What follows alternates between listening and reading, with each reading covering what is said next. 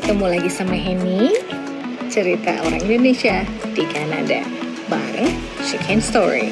Oke, hari ini ceritanya mau soal pindahan dan soal rumah, karena kebetulan baru pindah rumah nih.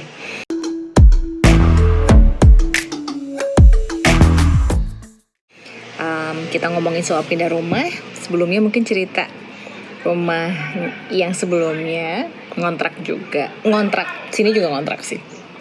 Tinggalnya di daerah namanya Sonessey. Sonessey itu kayak apa ya? Kalau di Jakarta mungkin kayak Pondok Indah gitu deh. Jadi kayak tempat yang sekelilingnya rumah itu harganya gila-gila. Seberapa gila? Segila yang namanya artis Hollywood nggak akan sanggup beli rumah di Sonessey. Yes, segitu gilanya, geng.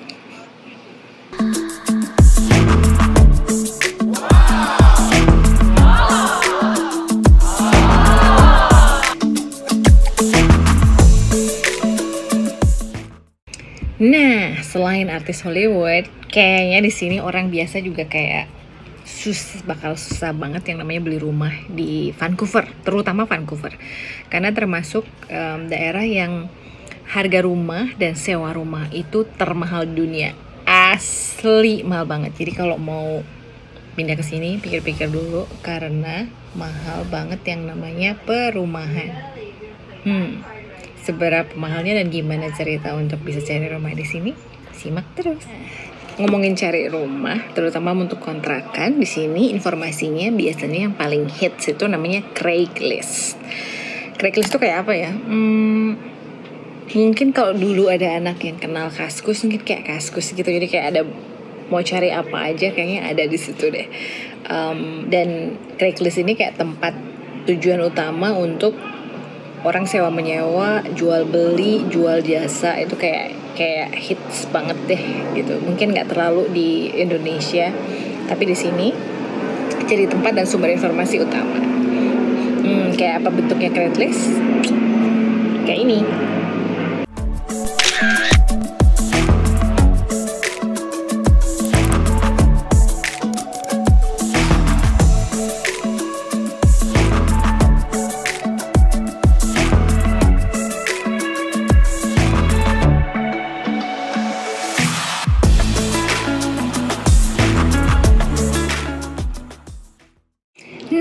Setelah kita cari rumah yang cocok di daerah yang diinginkan, budget yang diinginkan, jumlah kamar yang diinginkan, kita biasanya tour minta viewing.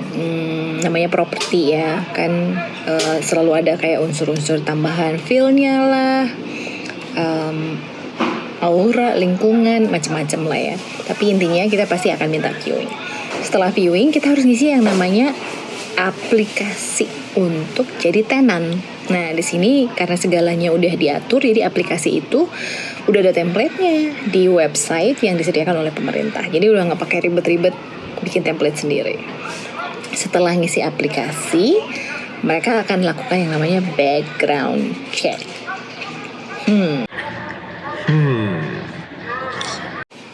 Nah, background check itu apa aja? Bisa macam-macam, tapi biasanya ke kantor tempat kita kerja atau ke tempat kerja. Terus yang kedua bisa ke laporan pajak, kemudian bisa ke landlord yang sebelumnya, landlord atau orang yang punya rumah yang sebelumnya. Biasanya mereka pengen ngecek kalau kita punya reputasi yang oke. Kalau kita nggak punya reputasi yang oke, bakalan susah untuk bisa dapet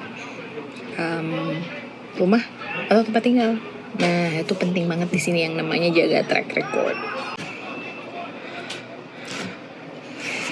Nah, setelah mereka melakukan cek itu, biasanya yang memasukin aplikasi nggak cuma satu, mungkin bisa ada beberapa orang gitu untuk satu rumah. Nah, dan yang pemilik rumah yang berhak untuk menentukan mau kasih ke siapa. Anyway, setelah kita aplikasinya dicek dan lancar, kita harus tanda tangan yang namanya tenancy agreement atau agreement kontrak.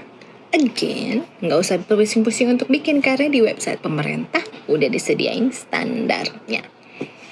udah ada aturannya. Dan sampai udah ada aturan kayak gimana untuk ngontrak rumah, peraturannya itu udah jelas banget di sini.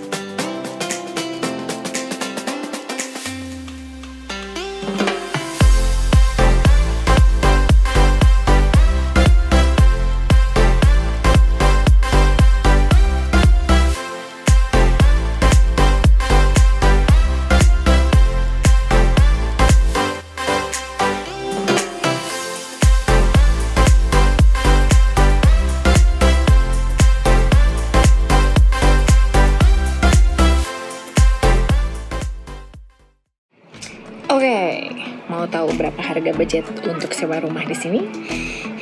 Yang kita bayar sebelumnya di tempat yang lama itu 4.500 Canadian dollar, dan yang di sini budgetnya sama 4.500 Canadian dollar. 1 bulan ya guys, bukan 1 tahun. Gila kan? Nah, jadi yang namanya properti dan tempat tinggal di Vancouver terutama itu memang gila banget mahalnya. Nah, gimana cara menyiasatinya? Kalau kita nyiasatinya dengan dibagi 2.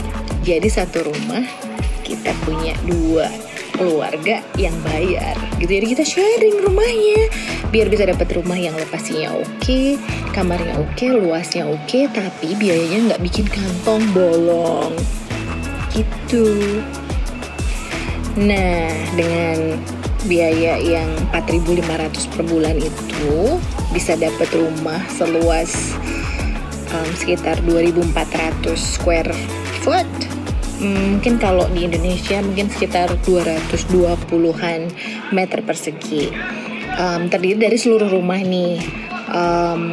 Seluruh rumah jadi kayak lantai atas dan basement. Karena biasanya dipecah jadi 2. Either kalau kita mau sewa seluruh rumah kita bagi 2 keluarga, jadi kita kayak kong kali kong nih, atau sama yang punya rumah dibelah jadi 2, sewain bagian atas doang sama sewain basement, itu ditempatin oleh 2 keluarga yang berbeda. Bisa gitu juga karena memang saking mahalnya.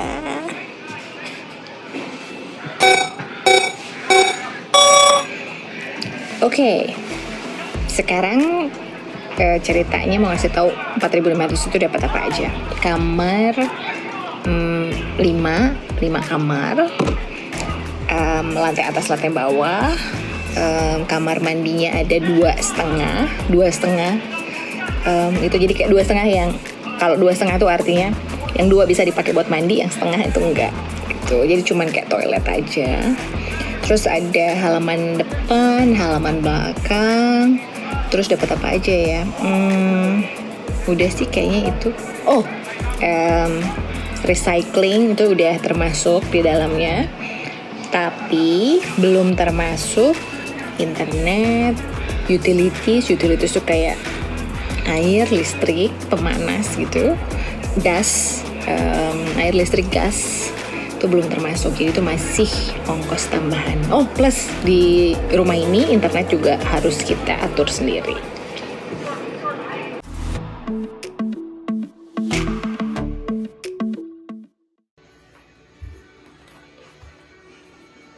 Berantakan banget. Oh my god. Nah, di rumah ini meskipun ada dua keluarga, tapi yang tinggal di sini cuma ada 4 orang. Keluarga aku 3, me, my partner, and my son, dan satu lagi housemate aku namanya Tom. Dia rancher yang punya lahan sendiri, kayak dia punya ranch segede gambreng. Tapi dia nggak suka winter di sana, dan ibunya tinggal di Vancouver, jadi dia suka membagi 2 hidupnya, tinggal di ranchnya dan tinggal di sini. Nah, kebetulan kita cocok, dan tentunya suka dan duka untuk berbagi rumah dengan orang yang berbeda culture, budaya, kebiasaan. Itu juga ada plus minusnya, bisa dijadiin bahan cerita yang lain. Ini halaman depan, belum sempat diurusin. Ini tampak depan rumah. Itu pintu masuk kecil. Terus ini parkirnya street parking. Jadi parkirnya di pinggir jalan. Biasa banget di sini street parking. Kayak gimana dalamnya? Ini ruang, harusnya jadi ruang tamu. Ada TV juga, baru dipasang, masih berantakan, belum punya sofa.